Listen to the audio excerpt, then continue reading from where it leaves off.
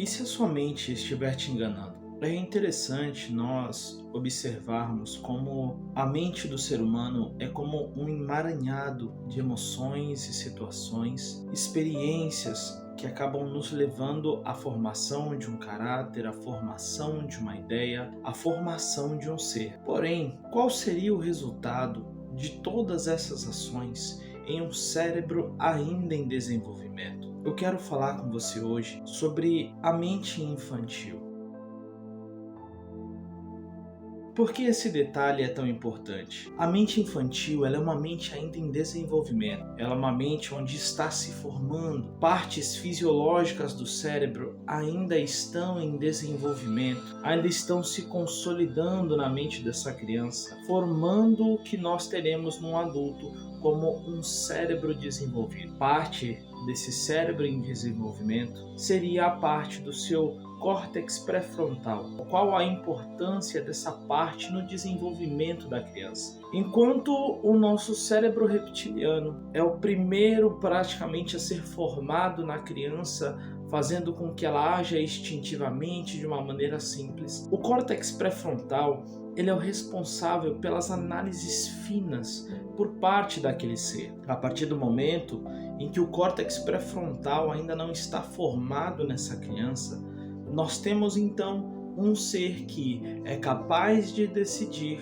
mas não de refinar as suas emoções, as suas escolhas e os seus pensamentos. Logo, esse cérebro que ainda não foi desenvolvido, ele está suscetível a interferências e influências exteriores no seu desenvolvimento. Por mais que esse cérebro ainda não esteja desenvolvido, esteja suscetível a essas induções exteriores, é muito capaz de que essa criança ainda em desenvolvimento tome atitudes que hoje, com o nosso córtex pré-frontal desenvolvido, entendamos que não seja o correto para que uma criança venha a desenvolver. Dado esse fato, eu gostaria de comentar sobre um caso que vi com a minha esposa nesse final de semana. Nós estávamos assistindo uma série onde um dos personagens acaba passando por um quase atropelamento. Essa personagem, ela acaba passando por uma situação muito interessante. A mãe,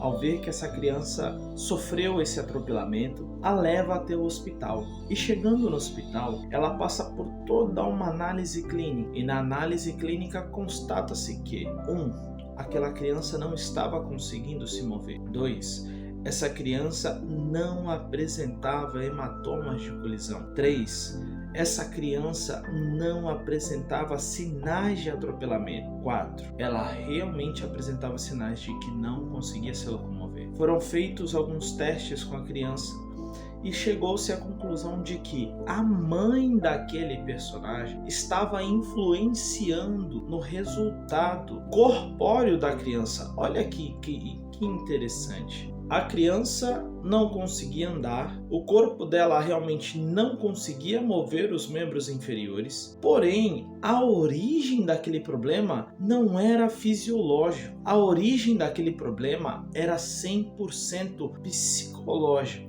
emocional. A mãe daquela criança, ao ver passar por aquele tipo de acidente, acabou externando uma extrema preocupação. E a histeria apresentada por aquela mãe entrou no inconsciente da criança, como se a criança dissesse para si mesma: "Ei, eu realmente fui atropelada. Alguma coisa está errada. Eu não posso ter sido atropelado por um caminhão tão grande e ter saído ileso. Alguma coisa aconteceu com o meu corpo."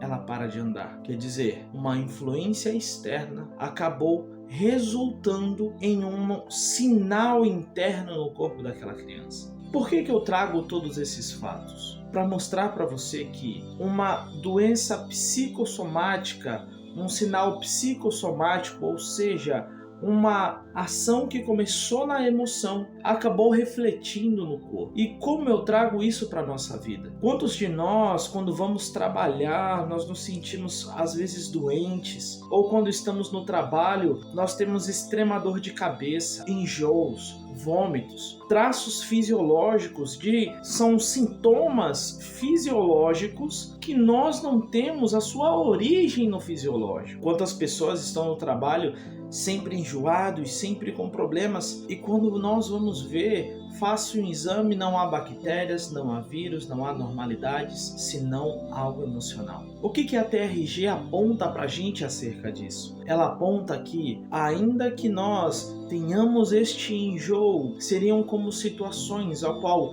nós passamos, informações que recebemos, situações ao qual nós estamos inseridos, o qual o nosso organismo, às vezes o nosso entendimento não quer digerir, não consegue digerir esse problema. Então qual é o resultado? Nós sentimos extremo enjoo, querendo colocar aquilo para fora, ou às vezes até uma resposta que nós deixamos de dar com medo do resultado, o qual faz com que o nosso organismo deseje colocar para fora, porque inconscientemente não queremos mais aquilo dentro de nós. Ou às vezes pessoas que têm problemas acerca dos seus filhos, acerca da sua descendência, e principalmente nas mulheres, quando elas vão fazer algum exame no seu útero por alguma situação, sangramento, anormalidade, acaba se constatando que fisicamente não há problema algum, mas nós entendemos ao olhar ao redor daquela família que talvez ela tenha problemas com os filhos, talvez ela tenha problemas com os pais, tudo relacionado à geração, ao seu útero. Homens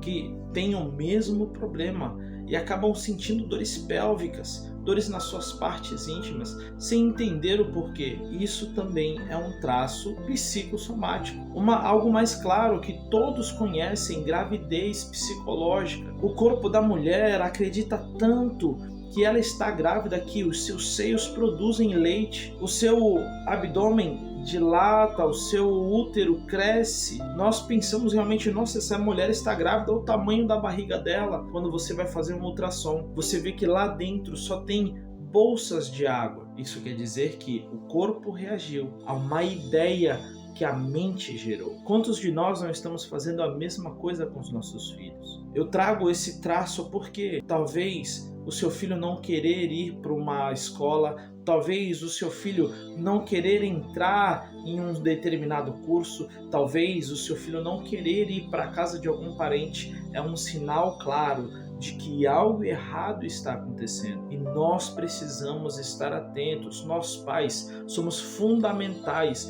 na identificação desses traços em nossos filhos. Por isso, se você gostaria de conversar mais sobre esse assunto, deixe um comentário aqui embaixo, mas eu quero ajudar você. Eu não quero deixar você preso nessa situação. Acesse o meu Instagram, @tiago.terapeuta.trg, e venha conversar diretamente comigo. Eu quero ajudar você em todas as situações possíveis, porque acabou o tempo de estarmos aprisionados nas nossas emoções. Eu desejo para você uma boa sorte e que Deus te abençoe em nome de Jesus. Amém.